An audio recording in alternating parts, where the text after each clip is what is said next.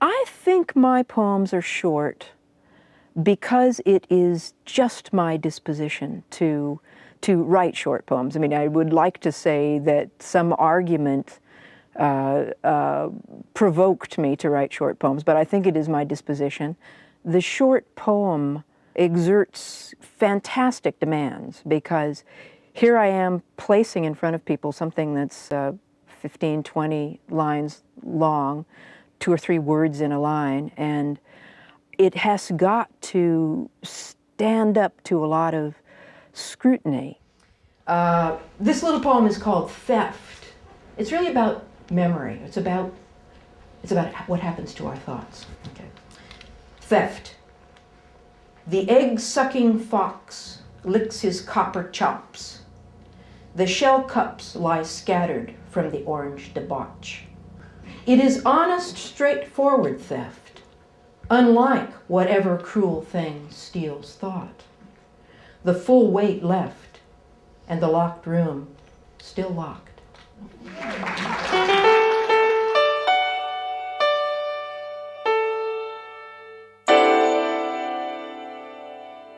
Lots of times I don't have an idea. As a matter of fact, I don't depend upon having ideas in order to write. I simply begin and hope that by rubbing a few words together, some kind of event will occur in my mind that will take me in a direction which begins to have some importance to me and some promise.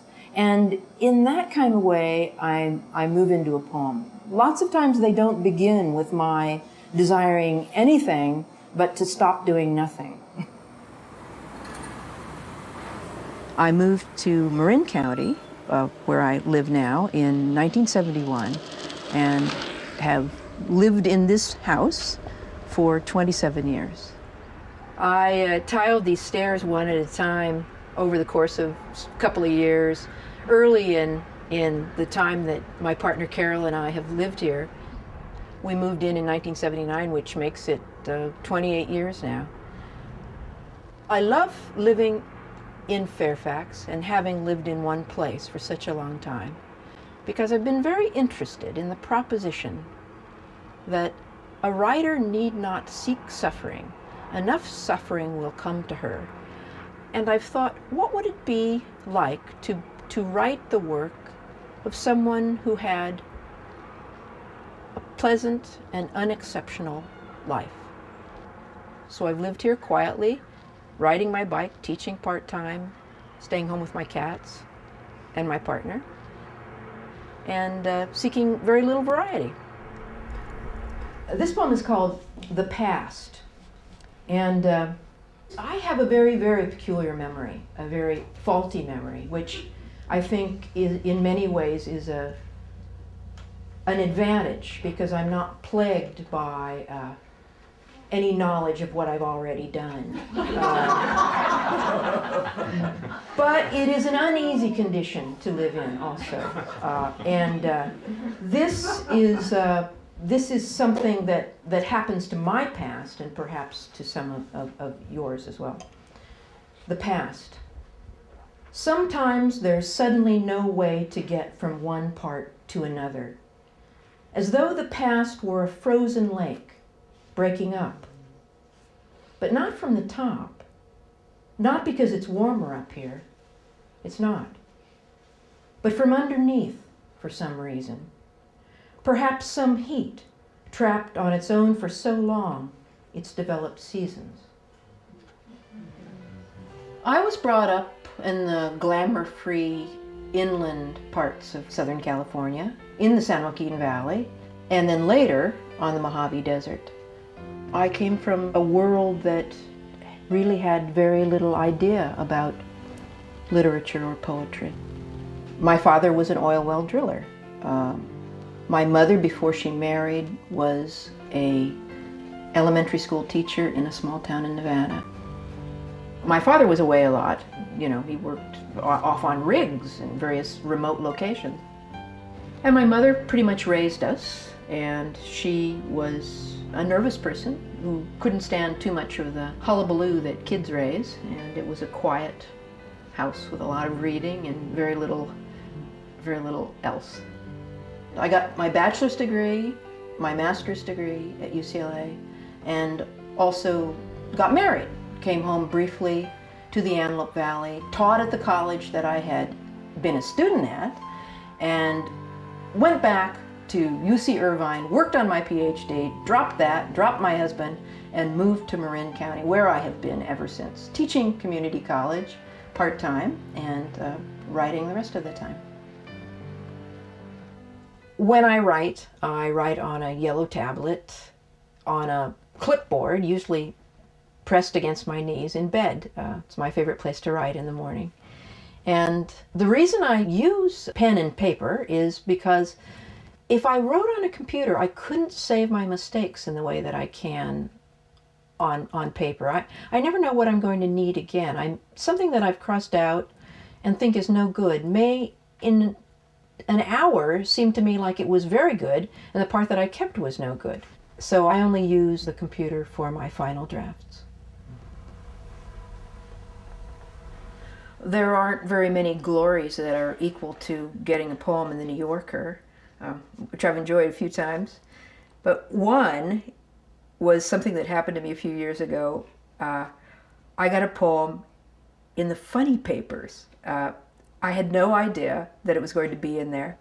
Carol and I were reading the paper on Sunday morning in bed, and Carol's reading the funnies, and she says in this stricken or awed or something tone, she says, "Kay, read this out loud."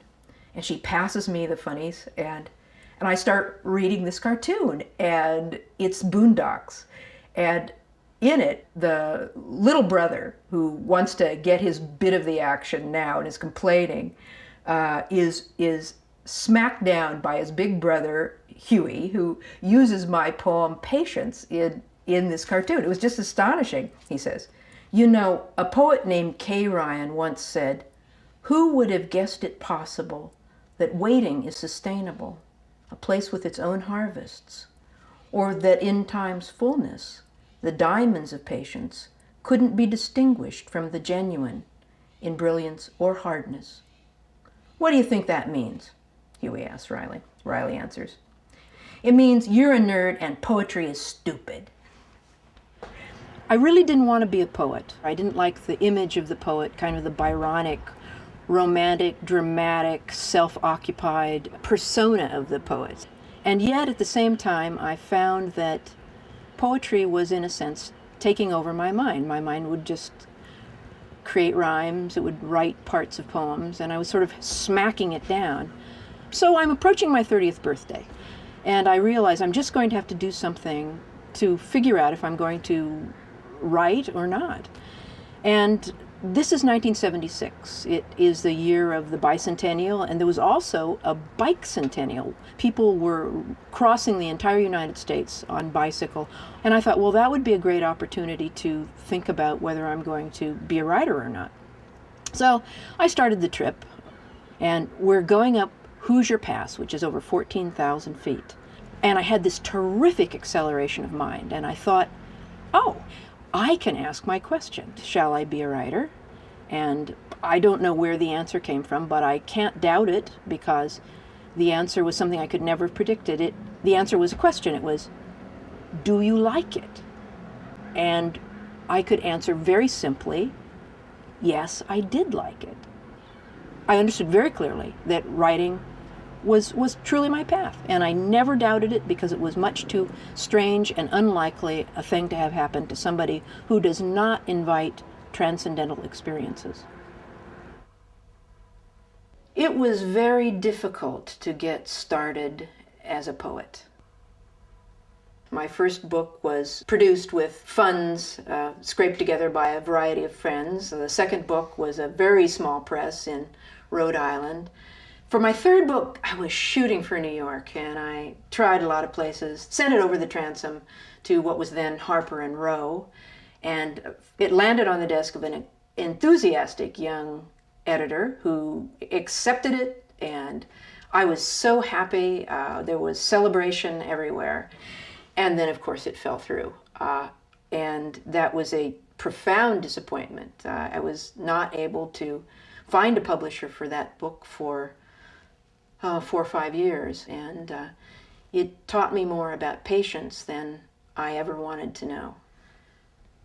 Every poem has its own genesis, of course, but I could say that for me there are categories. I'm one of those kind of poets that is a talker-backer. I read something, preferably some really exciting, intellectually compelling prose by Kundera or Nabokov or Borges, and I talk back. I get a little thread of an idea and I talk back to it. Or I also talk back to myself. Often I speak to myself in cliches or bromides or common figures of speech, and I then think about that figure of speech. Say, your chickens are coming home to roost. I have said to myself, this is home to roost. Your chickens are coming home to roost. I wrote this. Well, I'm sure that I was thinking that I had made a lot of very stupid decisions in my life, and that I was now suffering the consequences of them having all piled up and come home. This was a very personal poem, I'm sure, when I wrote it, although I like to write personal poems in such a way that nobody has to know that. Okay. The chickens are circling and blotting out the day. Now that's a really funny thing to say. Chickens, you know, somebody has written me a letter and told me, I love your poem, Home to Roost, but you should know we raise chickens, and you need to know chickens don't really fly. The chickens are circling and blotting out the day. The sun is bright, but the chickens are in the way. Yes, the sky is dark with chickens, dense with them. They turn, and then they turn again. These are the chickens you let loose, one at a time, and small, various breeds. Now they have come home to roost, all the same kind, at the same speed. Yeah? Which of your poems is in the New York Zoo? Oh, gee, I wish I had that book with me. It's called How Birds Sing. A few years ago, I got a call from Grove Atlantic, and they asked if they could give permission for one of my poems to be used at the Central Park Zoo. They were going to install a number of poets' poems at the zoo permanently, and now on the top of a little wall that edges a flower bed is my poem running full length, and I love to think of children running on top of it. Here, I'll read it to you. How Birds Sing. One is not taxed. One need not practice. One simply tips the throat back over the spine axis and asserts the chest. The wings and the rest compress a musical squeeze which floats a series of notes upon the breeze.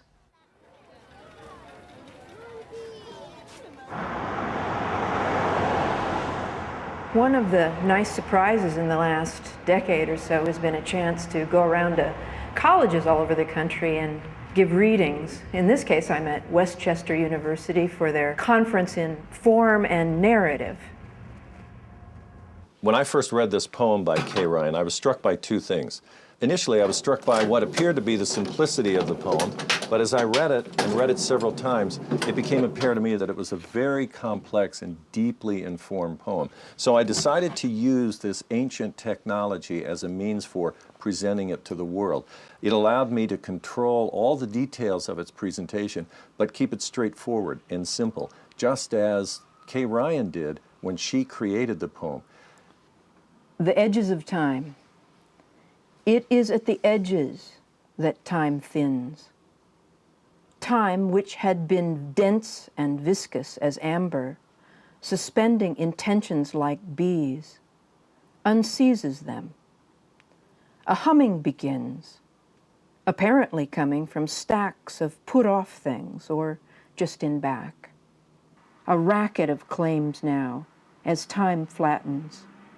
a glittering fan of things, competing to happen, brilliant and urgent as fish when seas retreat. About 12 years ago, a small press publisher in Rhode Island gave me a pile of books that he had just brought out.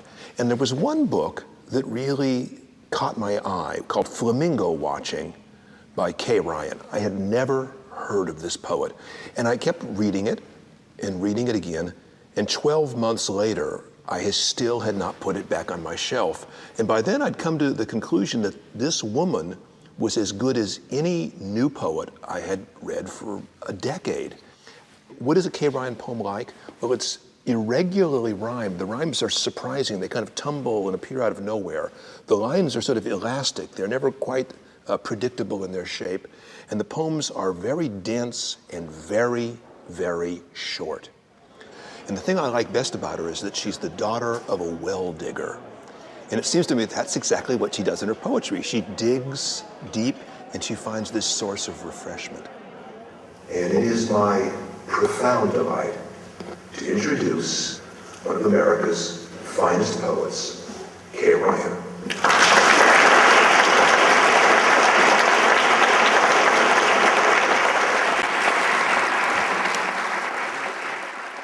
I sensed one morning that we were all carrying ladders, that all of us were carrying ladders. And this poem is called Carrying a Ladder. We are always really carrying a ladder, but it's invisible. We only know something's the matter. Something precious crashes. Easy doors prove impassable. Or in the body, there's too much swing or off-center gravity. And in the mind, a drunken capacity, access to out-of-range apples, as though one had a way to climb out of the damage and apology. Say that it's not February until tomorrow. Has it been worth it to be a poet? Well, I'm not through being a poet yet, so it's impossible to know. Every day, I would say, I go through periods when it's not worth it at all. And then at other moments, it is entirely worth it. As Auden said, you really only feel like a poet when you're in the process of actually writing a poem. And as soon as you've got it written, you feel that you're a has-been and a fake, and you'll never write another thing. So, you know, like every other way of life, it has its ups and downs. Thank you so much, Kay. Thank you.